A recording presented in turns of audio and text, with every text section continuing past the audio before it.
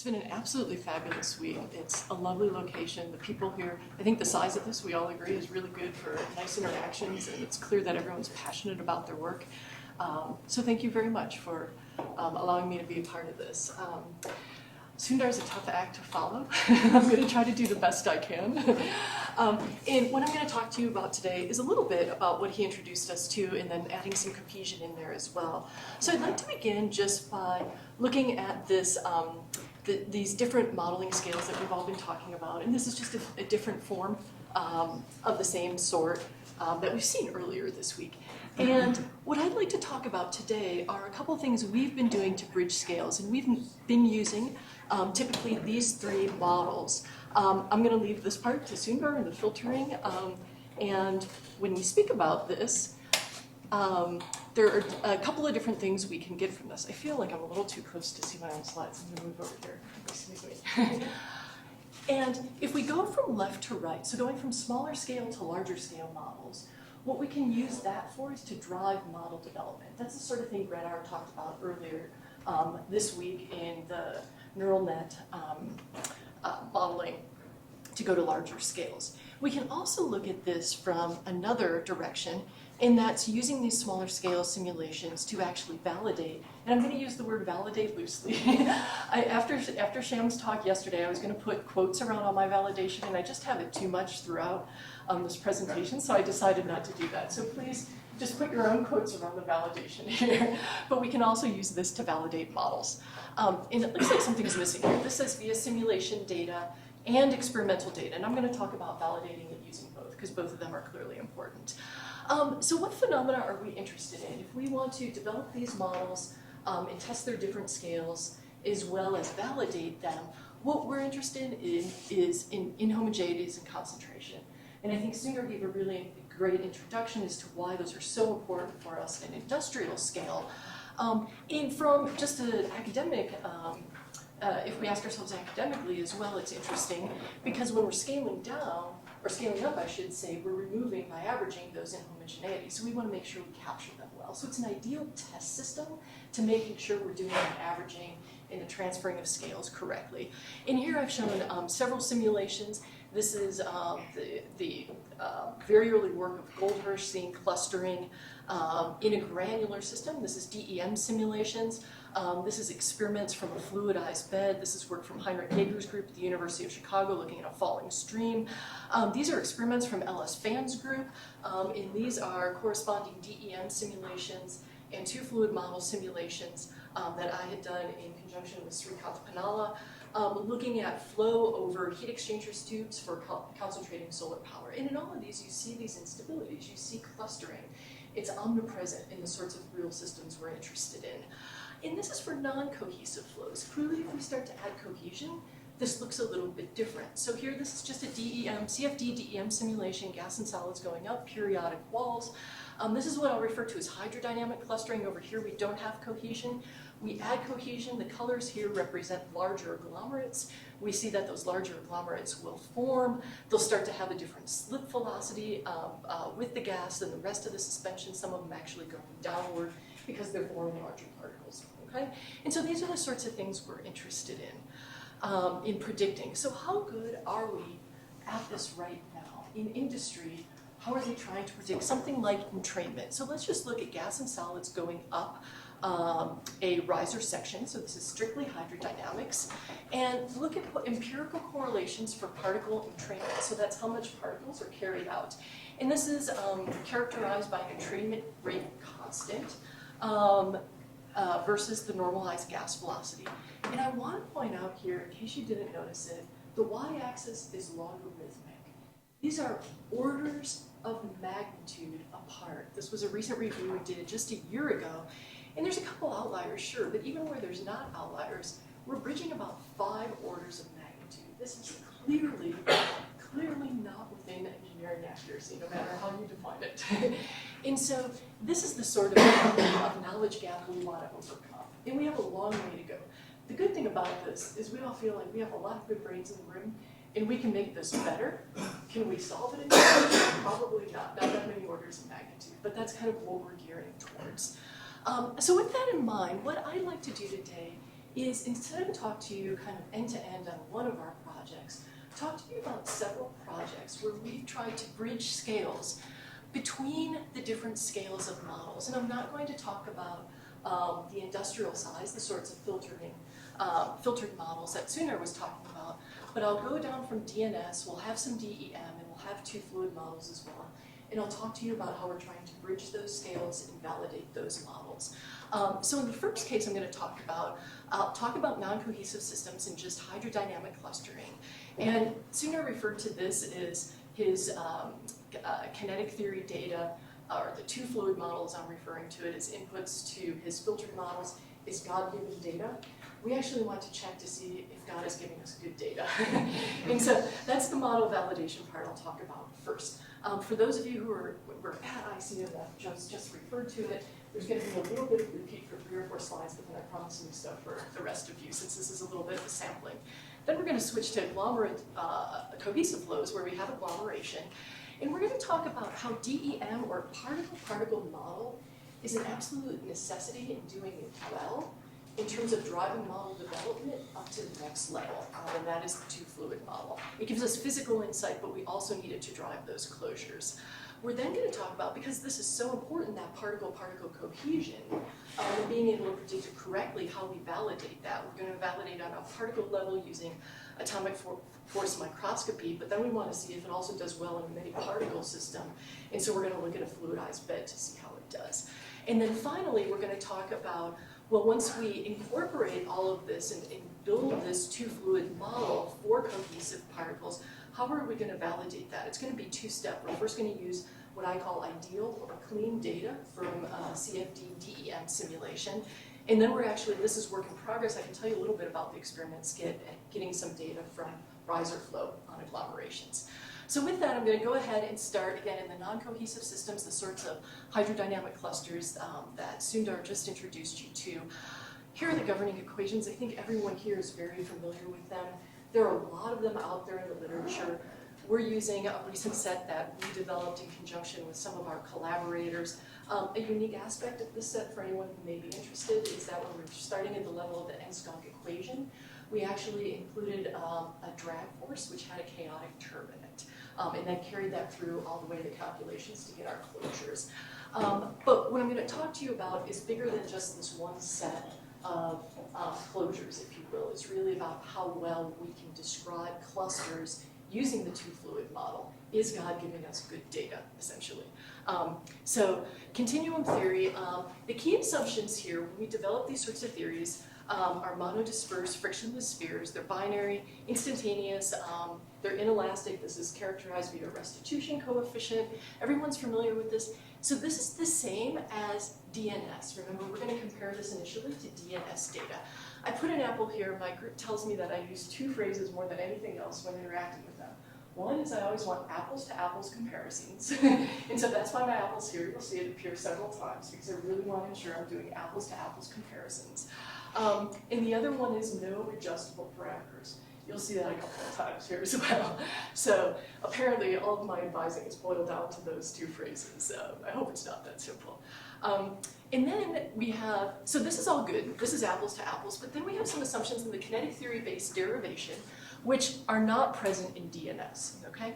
And the first one is going to be, we are using an approximate solution of integral equations to get analytical solutions for these constitutive relations. Basically, what that means is we're assuming a high Stokes number, right? This is the ratio of the collisional times of the viscous scale with that of the collision the time between collisions.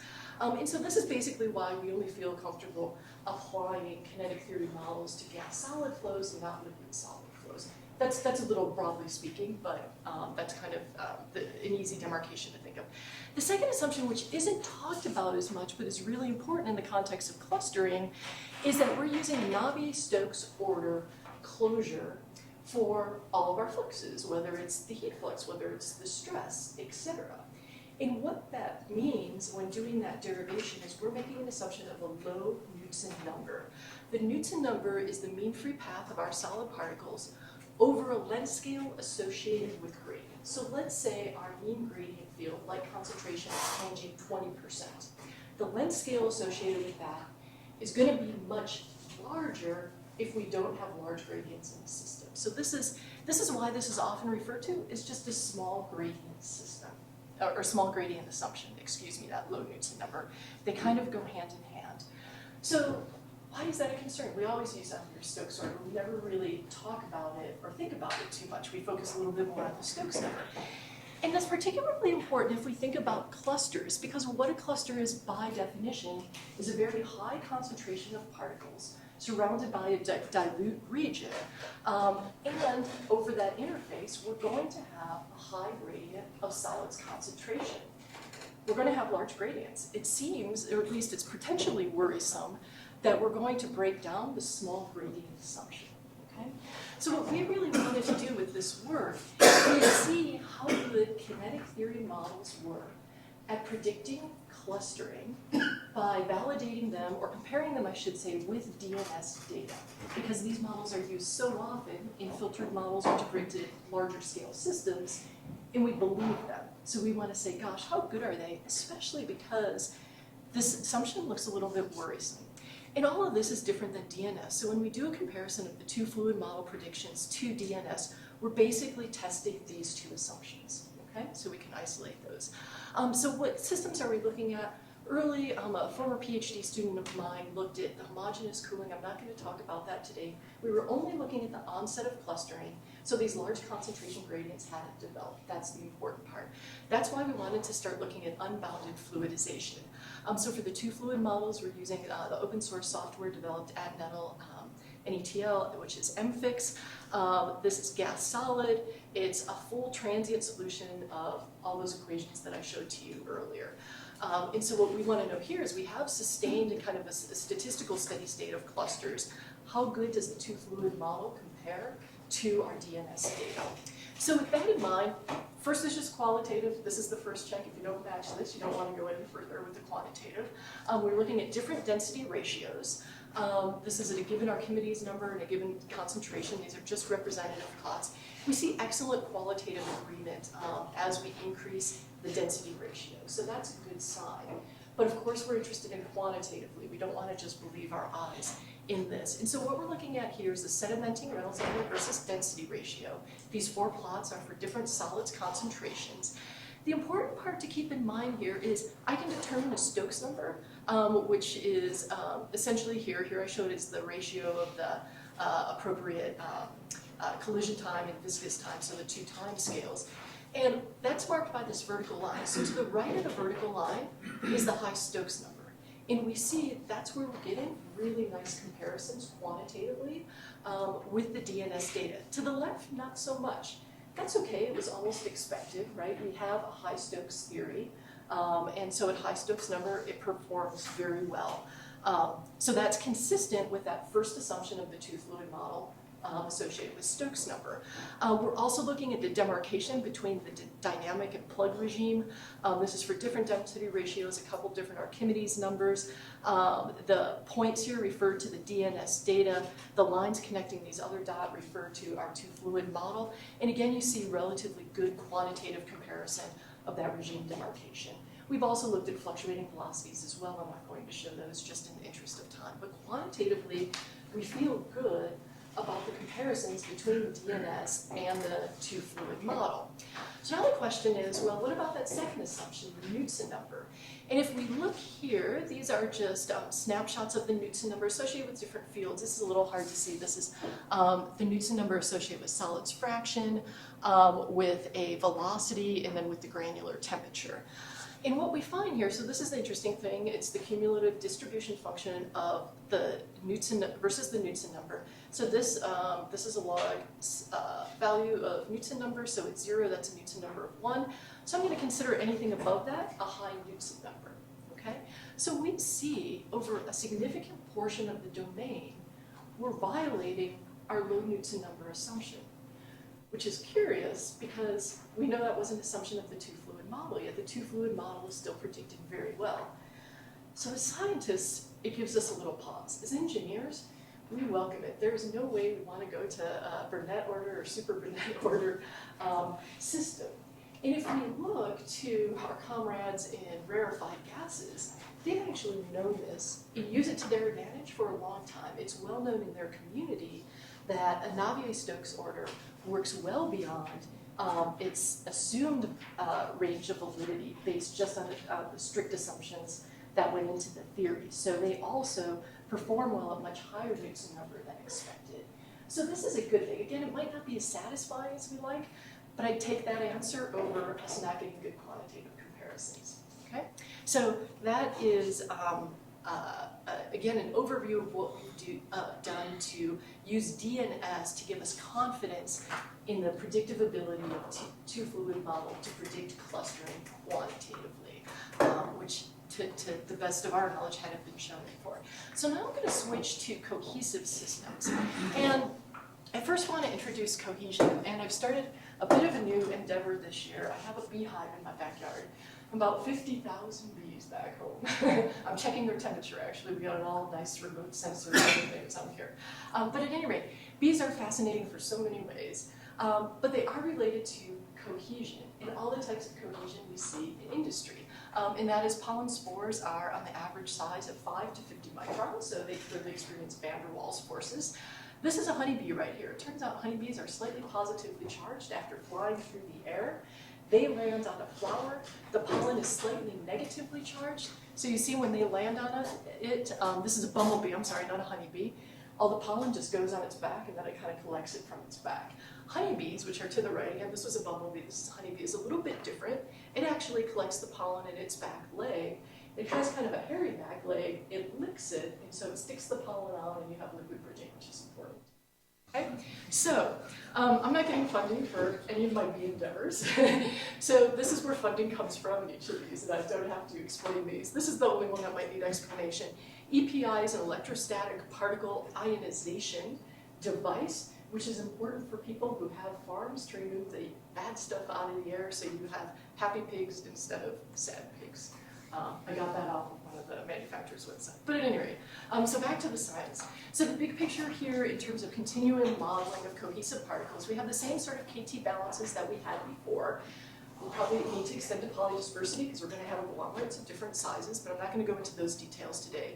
The key, though, is that we have a population balance, and Francois had mentioned that this was becoming of interest in our community and was asking if someone was going to present on it, so I almost raised my hand and said I will. So here's our population balance. Conceptually, it's very simple.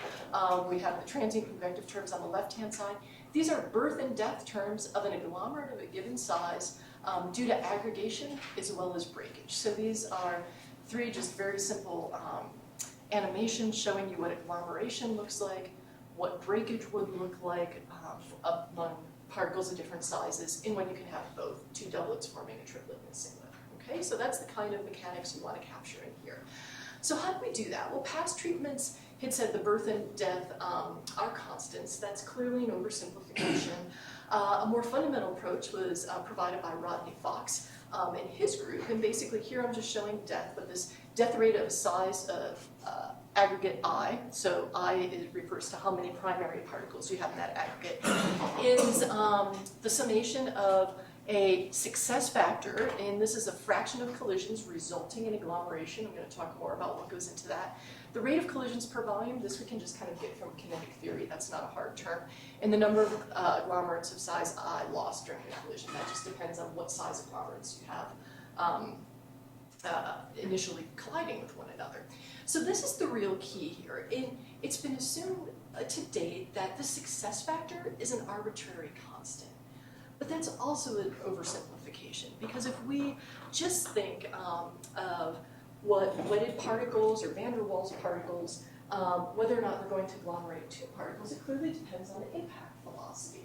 And this is well known. There's lots of experiments that illustrate this. Whoops, I'm going to show here. It looks like this video is not starting.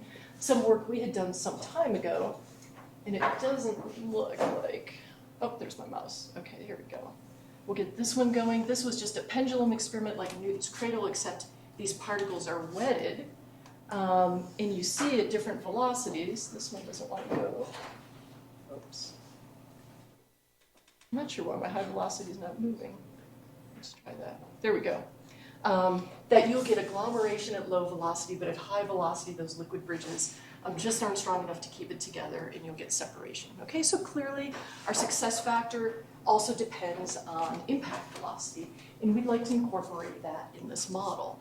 And so the way we need to do that is looking back at, I'll say, the particle-particle level of what's happening in the system. And so a DEM type model. So this S aggregate, so this is our success factor, is a probability, again, a probability that collision is going to lead to agglomeration.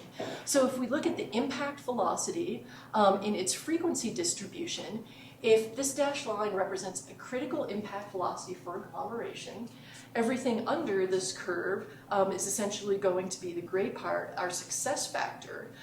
So we just integrate over that. But we have to know what this critical velocity is. That's the key.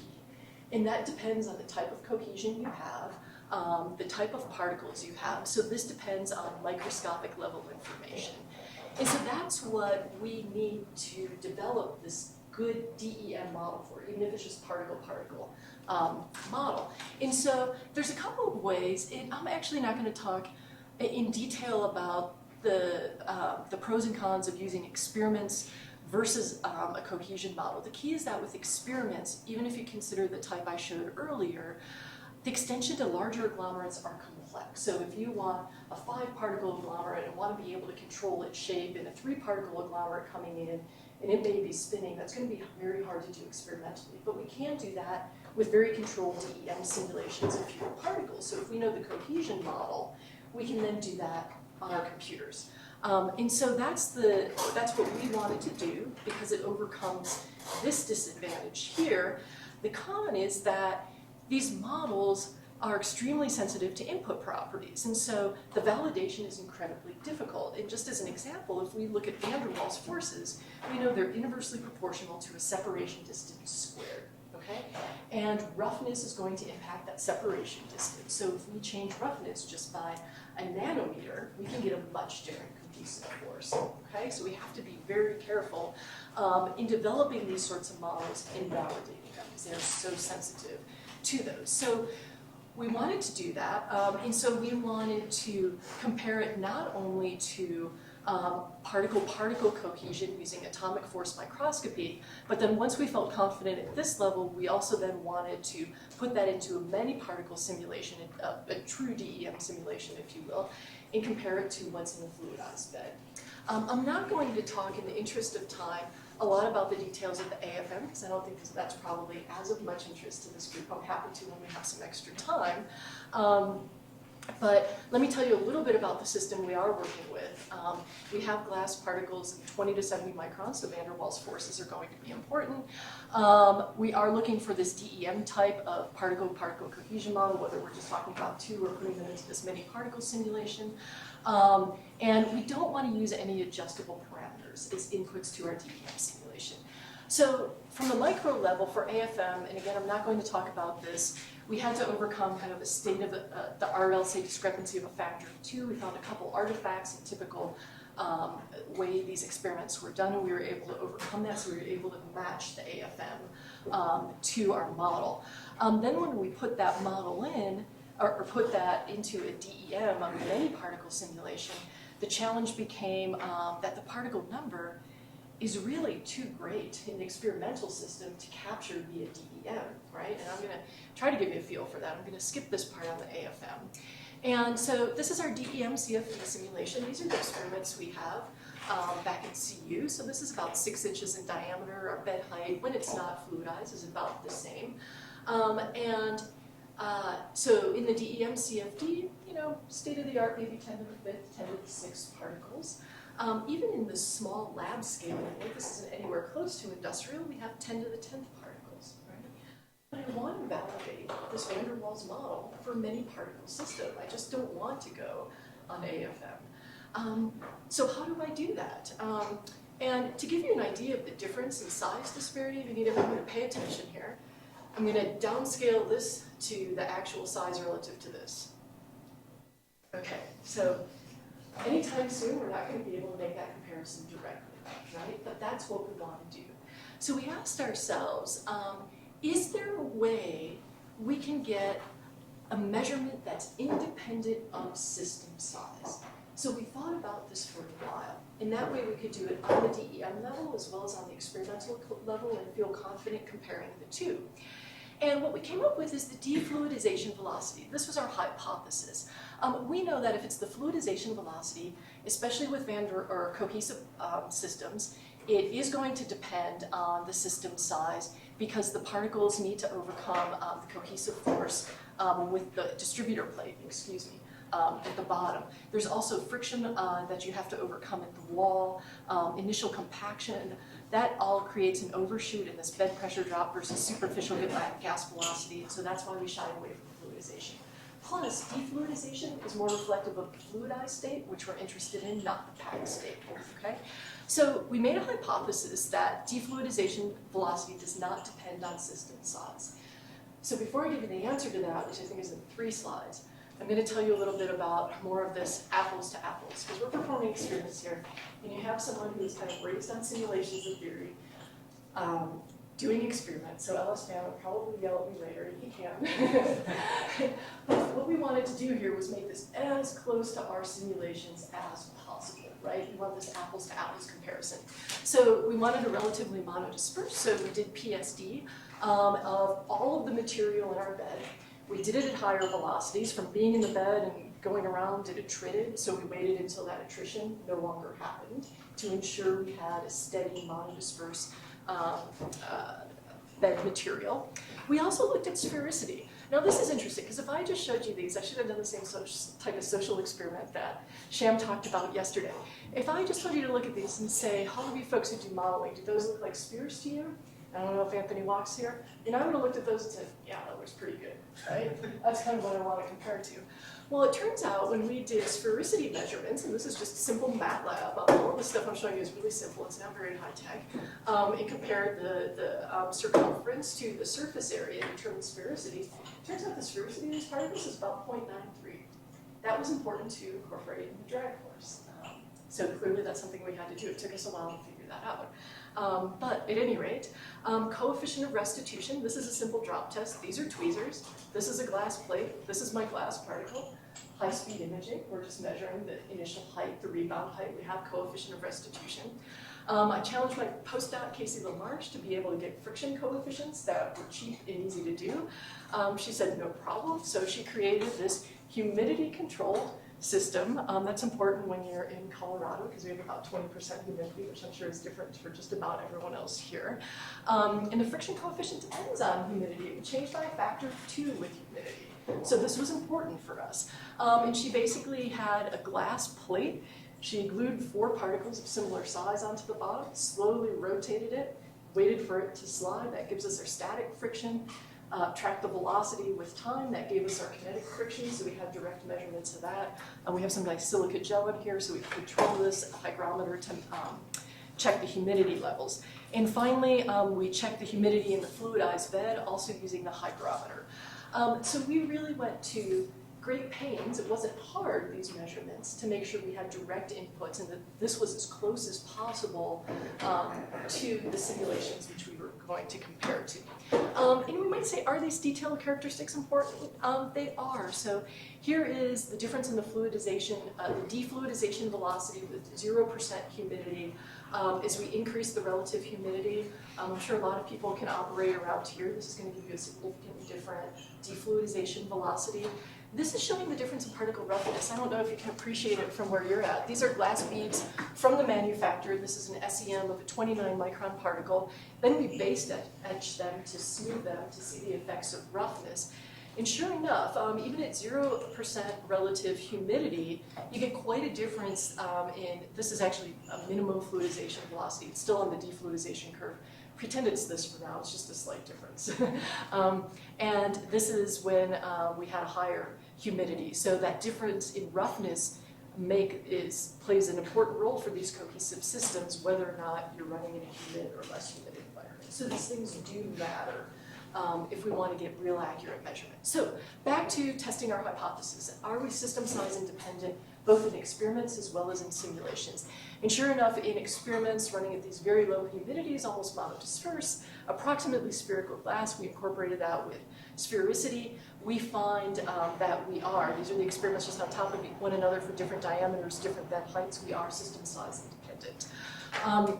We then do the same thing with our DEM simulations. We change the width, we change the height, these have periodic conditions, and we find out, yes, indeed, we are system size independent. So we have been able to identify the system size independent measurement, which is going to allow us to bridge this gap in the number of particles that we're not going to be able to overcome otherwise. A quick question. So, yeah. Would small diameter introduce wall effects in this case? For this system, eventually it would. Yeah, you could go small enough where it would 6 inches was not an issue. And I think here you can see, yeah, these are all 18, but if you went small enough, yeah. The wall effect affects the fluidization more than the defluidization. Exactly, that's right, yeah. But we didn't find really tiny ones that you're not going to be able to reproduce it as much for defluidization as well. So, so one thing we might ask ourselves is, okay, so our defluidization is insensitive to system size, but we want to make sure it is sensitive to cohesion, right? Because that's what we want to use it as a measure of. So we check that, and sure enough it is. So we use 3 different particle sizes. They have different bond numbers, which is the ratio of van der Waals force over the gravity force. And what you see, if they're non-cohesive, they would just follow the 2 straight lines. You start to get this curvature and they pull away. That is, they have a higher defluidization velocity if it's right when it pulls away from that line due to the cohesion, right? Because particles like to stick together, they act like larger particles, they're going to fall out of suspension quicker. And so it is sensitive to that, so that's good. So was our validation in quotes successful again? Yes, we think it is. This is our experimental line. This is our DEM simulation using that particle-particle cohesion model we talked about. So that's the way we were able to give ourselves confidence in that DEM cohesive model, which again is super sensitive to things like surface roughness. That's an input. I didn't talk about that a lot. That had more to do with the AFM, but we wanted to make sure of that. So now we want to say, okay, let's incorporate, we have this good particle-particle cohesion model. Let's use it to determine what the critical velocity of agglomeration was, right? That's all I need to determine that success factor that I then put into the population balance and put that all together for the 2-fluid model. So I did that. We did that, I should say my group, I didn't personally do that. And our philosophy here is to isolate and test the new aspects of the theory without adding unnecessary complexity. And so what we did initially is we had granular flows, no gas, and we had a lightly cohesive system. So singlets and a small number of doublets. We did that so we don't have to worry about polydispersity of kinetic theory yet. That's a whole other kind of challenge that can present more inaccuracy. So we just want to see initially how good we are at predicting this rate of agglomeration. We're looking at a simple shear flow system. I think it's pretty clear. We're going, the top plate is going to the right, the bottom plate is going to the left, as well as homogeneous cooling. This is almost like simple shear flow, except it's not being driven. There's no gravity. It's just eventually going to form one big agglomerate. And it has different collision angles in simple shear flow, and that's why it's a different test as well as transients you can look at. So again, this is just a sampling of the results. We're looking at the fraction of particles and doublets on the y-axis for each of these. Different concentrations. This top row is simple shear flow. The bottom row is homogeneous cooling. And we see pretty nice comparison between the 2 of those, which is good. This has a little bit of a unique behavior that I'd like to draw your attention to. There is an inflection point here. And that inflection point occurs because as we're increasing time left to right in this homogeneous cooling system, our temperature of the impact velocity is decreasing. We're just losing energy in our system. As that energy decreases, our success of aggregation increases, right? Because we have a lower impact velocity, they're more likely to stick. That's good, but the collision frequency is decreasing. So we have 2 different competing effects here. One is winning at lower times, and then the other one's winning, if you will, at larger times. And our model is able to pick that up as well. So that's encouraging. Our next step then is to compare to experimental data that we get from the riser. I'm going to tell you a little bit about this data. We don't have a direct comparison yet. We are using, I believe the manufacturer is a Damtech camera. It's pretty exciting because the cameras have just reached the resolution in time as well as space to actually see primary particles of 29 microns, which is what we're looking at, as well as doublets, see what their velocity is, etc. So we can get incredibly detailed experimental data with which we compare our model predictions to. And so basically how this works, this isn't one of my, there should be a fluidized bed here. There's not right now, I'm not sure why, maybe it'll appear sooner. This is just showing you two snapshots, frame 1 and frame 2. The delta t between these two is 600 seconds. Obviously this was just an animation. We'll show you what this looks like when we blow up just a section of this. So this is an image we actually get. I don't know if you can see that these are agglomerates, and if I go just one frame, you'll actually see them move a little bit. And because of that, we can track the agglomerates, we can track their speed, we can track their volume fraction, etc. So that's what I hope to show you all successfully the next time we all meet, hoping there is a next time. And with that, just some concluding remarks is that model validation via ideal simulation data is useful for a couple of things. I think what a lot of folks here talked about earlier this week was transport coefficients and checking that.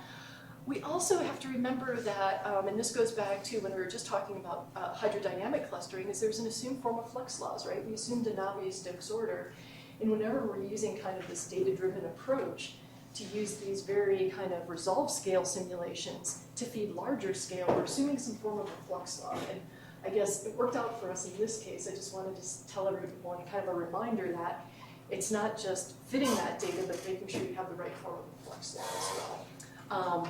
So, whoops, I'm gonna go back here.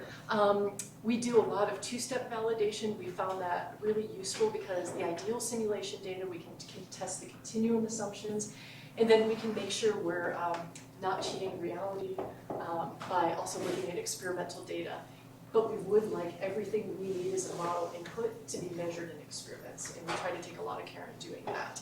I would like to say, I think there is a need for more small-scale experiments needed to validate these DEM and DES. There was an NETL challenge problem which used larger particles. Francois talked earlier in his liquid-solid system. He also used larger particles. We didn't have that opportunity here because we had van der Waals forces. If we make the particles larger, we lose those forces, right? So we had to find the system size independent measurement. But I think the need for these sorts of measurements is neat. Finally, I'd just like to acknowledge all the folks who've done this work. So for the hydrodynamic clustering, a postdoc of mine, William Fuller, is the first author of all of this work. He's just done a great job. Xiaolan Yin of Colorado School of Mines performed the DNS simulations. We worked with some collaborators at DOE Nettle. Shankar Subramanian and Vicente Garza were collaborators of mine developing that kinetic theory. And if I had two separate pages for each of these projects. There were so many people involved that I'd like to acknowledge.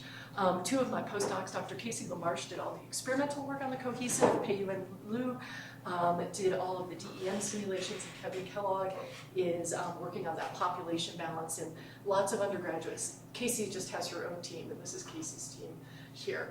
And of course, my collaborators and funding sources as well. So thank you all for your time. Thank you. Questions? Dennis? Very nice presentation. Thank you. So could you talk a little bit about how you would extend beyond the double formation where you have all kinds of complicated configurations, how they hit off-axis, rotational issues? Yeah, it's the next big question. So basically what you need in the population balance are critical velocities for agglomerates to occur if any one of those pairs, like you talked about, collides. And you also need what's called daughter distributions, right? So if two 5-particle agglomerates collide, does it go to 3 and 3 and 4? Am I doing my math right? I'm not sure. So that's all the sort of thing you need. So how would you go about getting that? If I feel confident in my cohesive model, and this is why I spent so much time on it, I can use very controlled DEM simulations to do that. So I could do a 5-particle agglomerate, have another 5-particle agglomerate. I could do it randomly and come in at all different collision angles if they're not spherical, or I can make them spherical, I can make them non-spherical. And so the big question is, how do you know what it is, right? So I would say there's a little bit of an art in applying this to given system, because something like a collision angle may be important. In simple shear flow, the collision angle typically is 45 degrees. In a homogeneous cooling system, it's normally distributed about the middle, right? So you may need different feeds, if you will, into that population balance depending on your system.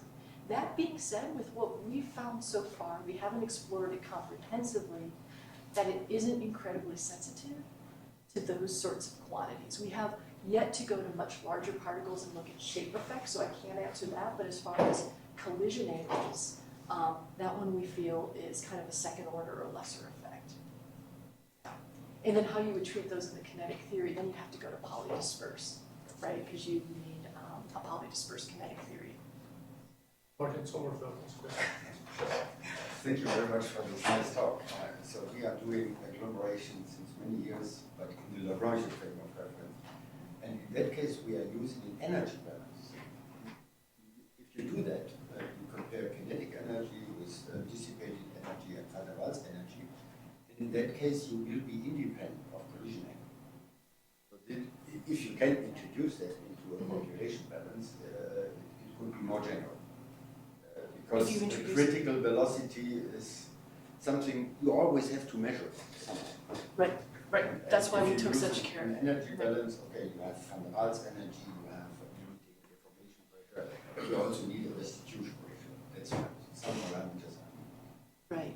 So if I heard you correctly, and maybe I'm not understanding the question correctly, you found that it was, or maybe it's your treatment that ensures that collision angle is not important. No.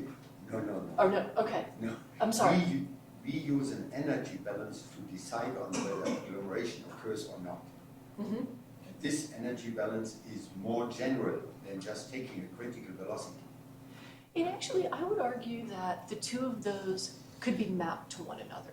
Because we have found for systems that are energy dominated, in the type of energy you're talking about, cohesion energy relative to other energies in the system, that if you take whatever sort of cohesion model, whether it's a very sophisticated van der Waals or whether it's something as simple as square well, if you match the critical velocities, you're also matching the energies, those map to the energies, and it doesn't matter which of those models, the simplified models you use.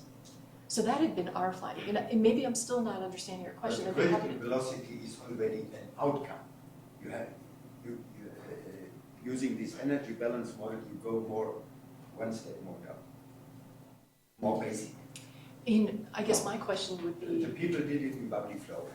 They said, okay, collision or coalescence occurs upon a critical velocity. Mm-hmm. Always you have to go to your facility, measure a critical velocity. Mm-hmm.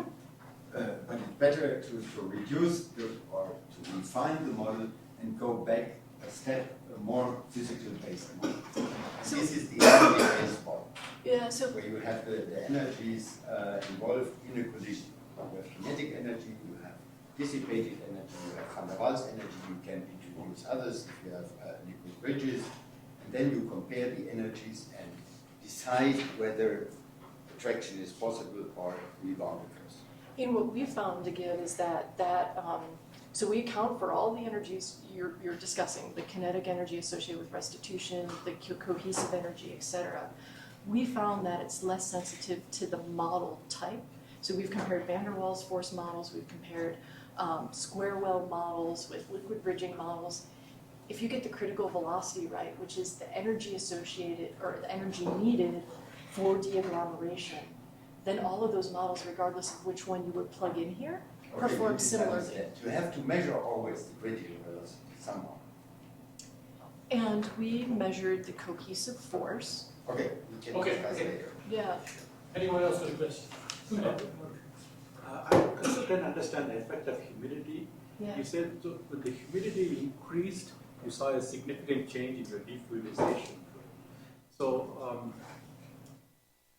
what's the physical explanation for that? Is it because when they're more humid, they pack more tightly or more loosely? How should I think like that? So what we believe is happening, so I can go back to it, but Let me complete one thing. Yeah. The two things that people often think about humidity being more related to electrostatics than cohesion per se, for this kind of particle sizes. Yeah.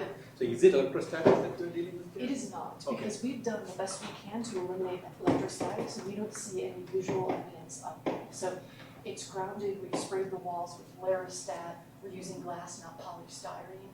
So we've tried to eliminate any sources of cohesion except the one we wanted to look at. You ask a good question, and it developed a model which actually can capture this behavior.